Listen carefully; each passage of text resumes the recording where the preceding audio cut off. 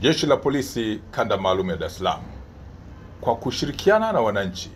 linaendelea kusimamia mifumo ya usalama ya kuzuia matukio ya kihalifu katika maeneo mbalimbali ya jiji la Dar es Salaam. Kwa ujumla, maeneo mbalimbali jijini Dar es Salaam yako salama. Hata hivyo, tarehe 24 mwezi wa 4 mwaka huu wa 25 majira ya saa 5 asubuhi huko maeneo ya Coco Beach, Oyster Bay jijini Dar es Salaam kwenye wilaya ya Kinondoni, mtu mmoja mwanaume anayekadiriwa kuwa na umri kati ya miaka 30 hadi 35 alikutwa akiwa kwenye mchanga wa fukwe wa bahari, hajitambui, huku akiwa amefungwa bandeji ngumu ya muda mrefu maarufu kama POP kwenye mkono wake wa kulia. Taarifa hiyo ilifikishwa kwenye kituo cha polisi na vijana wanaofanya biashara ndogo ndogo eneo lile, wapatao 4, ambao waliuona mwili huo wa mtu huyo ambaye hawamtambui wala hawajui makazi yake ni wapi. Polisi walifika eneo la tukio na kumchukua mtu yule, na baada ya kufikisha kwenye hospitali ya Mwananyamala ilitambuliwa na madaktari kwamba mtu yule alikuwa tayari amepoteza maisha. Chanzo cha kifo chake kinachunguzwa, lakini kujua mtu huyo ni nani, anatokea wapi, lakini alikuwa akipata matibabu wapi kuhusiana na mkono wake ule wa kulia ambao ulikutwa ukiwa na bendeji ngumu ya muda mrefu ambayo ni maarufu kama POP. Mwili wa marehemu huyo umehifadhiwa katika hospitali ya Kilwa hapa jijini Dar es Salaam. Jeshi la Polisi Kanda Maalum ya Dar es Salaam kwa kushirikiana na maafisa wa maendeleo ya jamii, jinsia, wanawake na makundi maalum linaendelea kufuatilia kwa karibu na kuchunguza kwa pamoja na idara hii ya serikali swala la kushambuliwa na kudhalilishwa kwa mwanafunzi wa Chuo Kikuu cha Ardhi Dar es Salaam ambaye alifahamika kwenye siku za hivi karibuni kama kwa jina la Magnificat Barnabas Kimario. Katika swala hili, watuhumiwa 4 wamekamatwa, akiwemo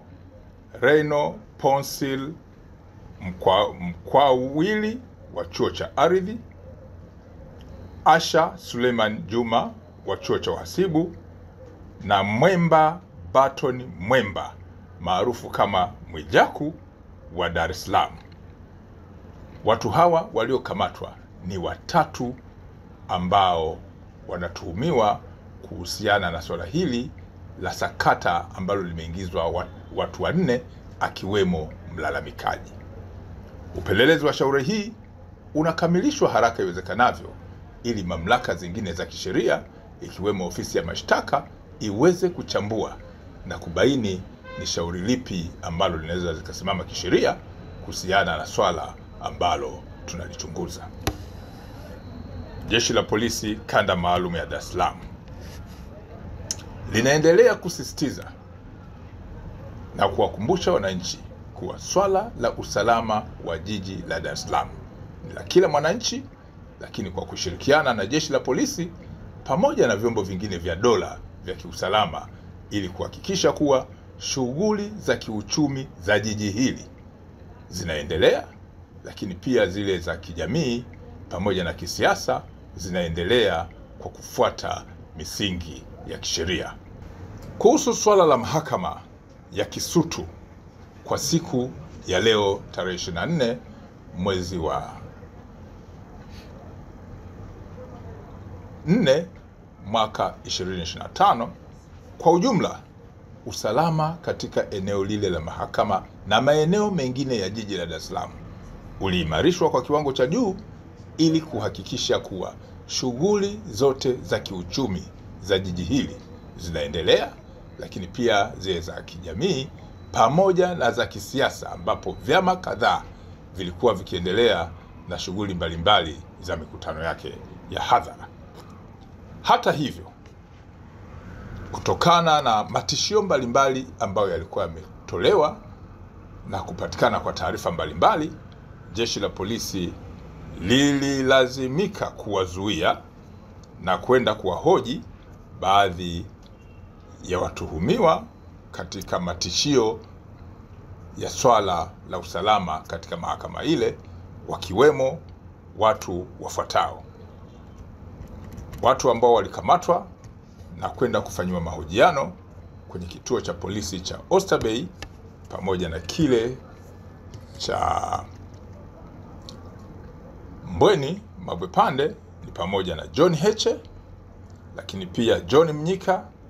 Chacha Heche Seguta, Swezi Dani na Radufu pamoja na James Mseti. Baada ya mahojiano, haki za dhamana kwa watuhumiwa zimewekwa wazi. Jeshi la polisi kanda maalum ya Dar es Salaam litaendelea kutimiza majukumu yake ya msingi ya kuzuia vitendo vya kihalifu na kufuatilia taarifa mbalimbali, lakini